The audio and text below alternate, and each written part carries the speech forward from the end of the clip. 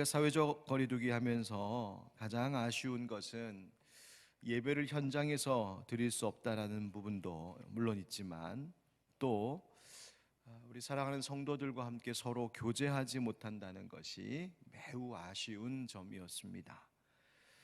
교회는 하나님 나라를 일구어 가는 것입니다. 그리고 그 하나님 나라는 성도들의 교제, 펠로우십, 그 관계 속에서 하나님 나라가 이루어집니다.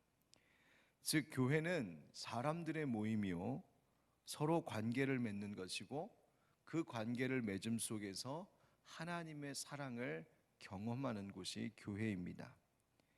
서로의 이 성도의 관계를 통하여서 내가 기도한 것이 다른 사람을 통하여 응답을 얻게도 되고, 또 지치고 힘들 때 서로의 관계 속에서 위로를 받고 격려를 받고, 때로는 잘못된 길로 갈 때 서로 그 책망과 또 교정함을 통하여서 바른 길을 갈 수 있도록 하는 것도 성도의 관계입니다. 이처럼 우리가 서로 관계를 맺으며 믿음 생활해 나간다는 것은 하나님 나라가 어떠한 곳인지를 보여주는 매우 중요한 창문이 됩니다. 어떤 글에서 두 사람이 어느 한 교회에 대하여 주고받는 이런 대화가 있어 읽어보았습니다. 한 사람이 이렇게 물었습니다. 그 교회는 힘이 있는 교회입니까? 네, 그렇습니다. 아니, 그 교회 교인이 얼마나 됩니까? 한 30명 정도 됩니다. 30명이라고요? 그럼 그 사람들이 다 부자입니까? 아닙니다. 대부분 다 가난한 분들입니다. 그런데 왜 당신은 그 교회야말로 힘이 있다고 말씀하십니까? 그 다음 대답이 이런 겁니다. 왜냐하면 그 교인들은 정직하고 헌신적이며 평화롭기 때문입니다. 그들이 서로를 진실로 사랑하기 때문입니다. 하나님 말씀대로 모든 일을 합니다. 주님의 일을 하고자 함께 노력합니다. 그러니 30명이든 3,000명이든 이러한 교회가 정말 힘 있는 교회입니다. 여러분, 교회는 서로 사랑할 때 힘이 있는 것인 줄 믿습니다. 그리고 그런 사랑의 모습이 세상을 향하여 하나님이 여기 계시다고, 하나님의 형상이 이런 것이라고 보여줄 수 있는 것이 됩니다. 따라서 신앙생활을 함에 있어서 우리는 서로 좋은 관계를 맺는 것이 중요합니다. 성경의 가르침에 맞는 올바른 관계를 지속하고 그 신앙생활과 바른 교회 생활을 위하여서 서로를 성경의 가르침대로 대하는 것이 유익합니다. 특별히 오늘 말씀은 이 디모데전서가 그 디모데 목회자에게 주고 있는 지침의 말씀임을 기억할 때, 교회의 목회자들 혹은 지도자들, 리더들이 다른 성도들을 어찌 대해야 하는지, 매우 그것이 교회 생활에 결정적인 영향을 줄 수 있다는 것을 가르쳐 주고 있습니다. 어떻게 하라고 하실까요? 1절 2절 말씀을 읽어봅시다. 우리 1절 2절 같이 읽겠습니다. 시작. 늙은이를 꾸짖지 말고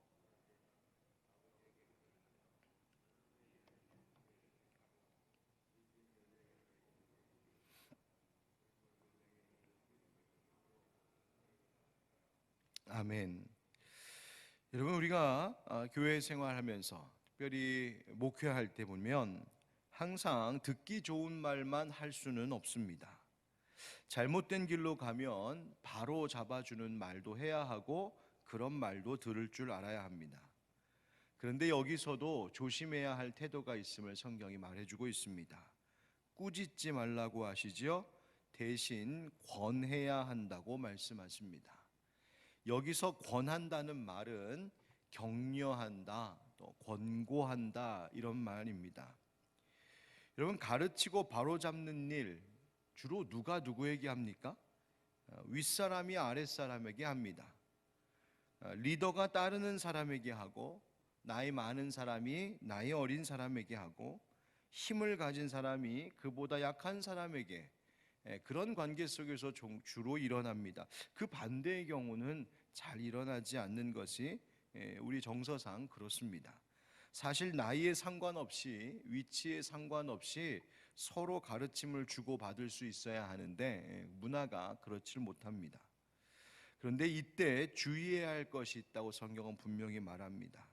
내가 아무리 목사라도, 내가 아무리 교회의 중직을 맡은 리더일지라도, 심지어 내가 아무리 상대보다 나이가 많아도 고압적인 태도를 가져서는 안 된다는 것입니다. 교회의 성도의 관계 속에서 다른 사람들을 꾸짖지 말라. 특별히 젊은 사람들이 어른들을 대할 때 예의 바르게 대해야 한다고 가르쳐 주시는 것입니다. 네가 목사냐? 네가 담임 목사냐? 그래도 어른들께 깍듯이 대해야 한다. 성경이 말하고 있습니다. 왜 그럴까요? 하나님 안에 우리는 한 가족이기 때문입니다. 아버지에게 하듯 하는 것이고 형제에게 하듯 하는 겁니다. 교회가 부여한 직분에 따른 건의로 강압적으로 하거나 공격적인 말을 하거나 폭력적이고 강제적인 태도로 성도들을 대하고 이끌어가는 것 결코 성경적이지 않습니다. 옛날에 목회자들이, 목사님들이 성도들 야단치는 일들이 종종 있었습니다. 또 부흥 강사 목사님들이 육두문자 써가면서 그렇게 혼내시면 그거 한번 들으면 속이 시원해서 꼭 은혜 받은 것 같아 갖고 그렇게 기도원에서 좋아했던 과거도 있었습니다. 근데 그때는 그런 정서였습니다. 그런 문화였어요. 여러분, 제가 지금 그렇게 해보세요. 당장 신고 들어갈 겁니다. 그런데 이렇게 해라 저렇게 해라 야단치듯 할 때 거기에 순종하지 않으면 믿음 없는 것처럼 말하고, 목사에게, 교회에 충성할 줄 모른다고 말하고, 마치 목사와 리더들의 뜻에 순종하지 않으면 그것이 큰 잘못인 것처럼 야단을 치고는 하는 것, 여러분 옳지 못합니다. 얼마 전 뉴스에도, 우리나라에도 그 사건이 일어났었는데, 물론 정상적인 교회는 아니었지만 그 교인들에 대하여서 막무가내도 교인들을 가르치고 다그치고 또 성적으로까지 큰 문제를 일으키는 그런 심각한 일들이 교회 가운데에서 일어나고, 그것이 큰 범죄가 되었던 일들이 지금 한국 교회에도 있습니다. 왜 그런 태도들이 일어날까요? 온전히 존중하지 못해서입니다. 그가 내 어머니일 수 있고, 그가 내 아버지일 수 있고, 그가 내 형제 자매일 수 있다는 사실을 생각하지 못하고, 목사라는, 장로라는, 내가 교회의 어떤 직임을 맡은 자라는 그 권위의식 때문에 일어나는 일들입니다. 꾸짖지 말고 격려하고 권고하라 하십니다. 여러분, 격려의 태도를 갖는 것이 중요합니다. 상대를 존중하고 부드럽게 하는 것, 말해 주어야 할 것은 분명히 말해주고 잘못이 있을 때 잘못임을 깨닫게 해주어야 되지만 부드럽게 진심 어린 사랑 담아서 할 줄 알아야 합니다. 이것이 성도들을 대하는 태도라고 말씀하십니다. 또 이와 관련하여서 3절 말씀에는 참 과부인 과부를 존대하라고 하십니다.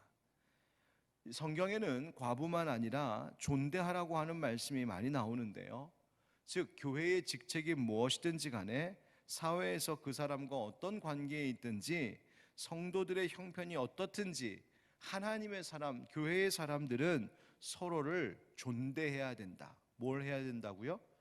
존대해야 한다. 여기서 존대한다는 의미의 라어 티메라고 하는 이 말은 마치 보석을 다루듯이 귀하게 소중하게 여기라는 뜻입니다.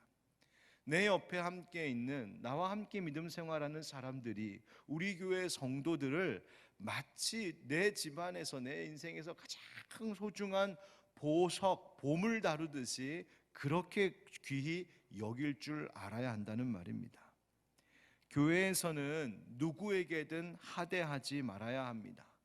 나이를 분문하고 사회적 위치를 불문하고 상대를 높이고 나를 낮출 줄 알아야 합니다. 제가 우리 교회에서 저를 찍어준 여러 사진들 중에 참 좋아하는 사진 하나 있는데요.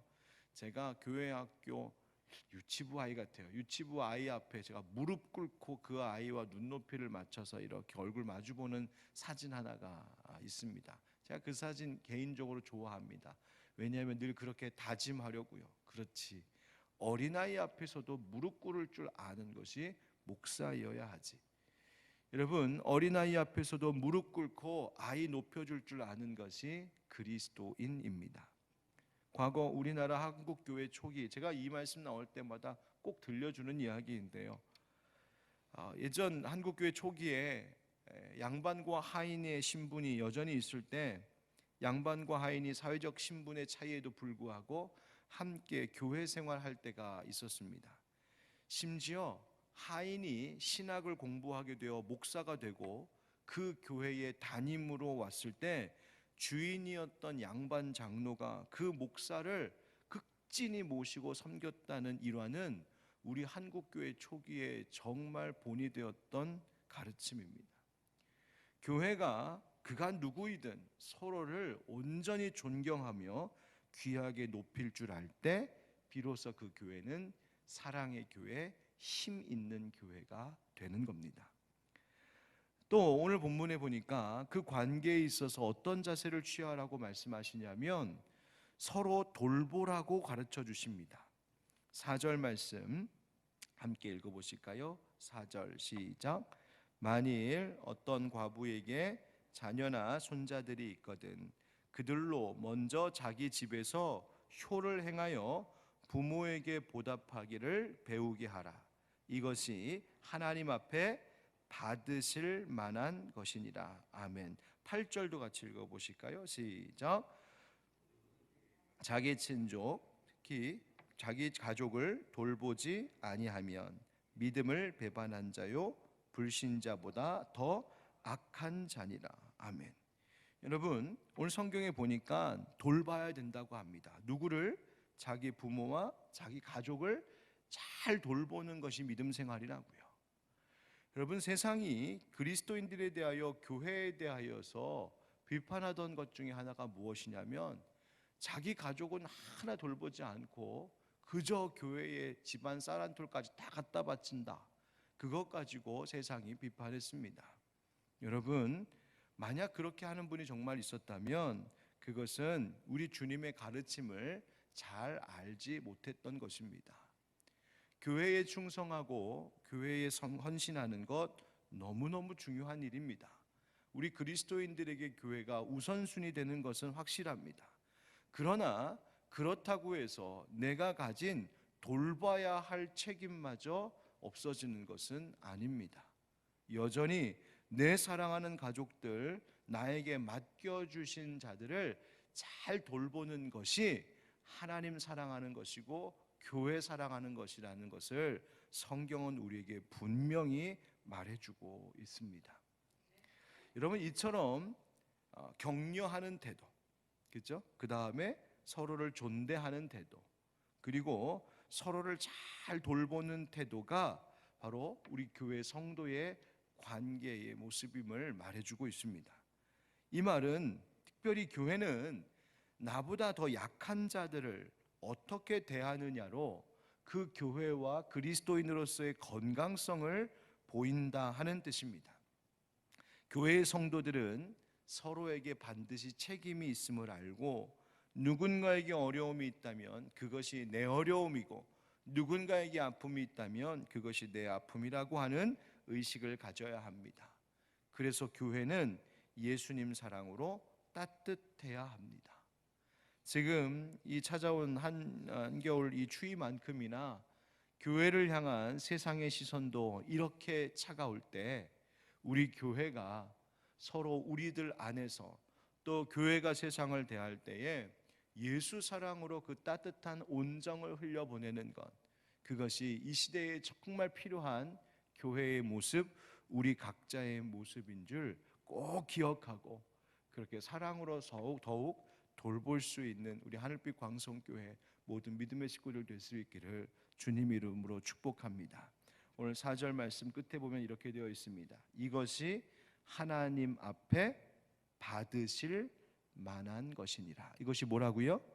하나님 앞에 받으실 만한 것. 즉 이것이 하나님께 드리는 참 예배, 일상 속의 예배라는 겁니다.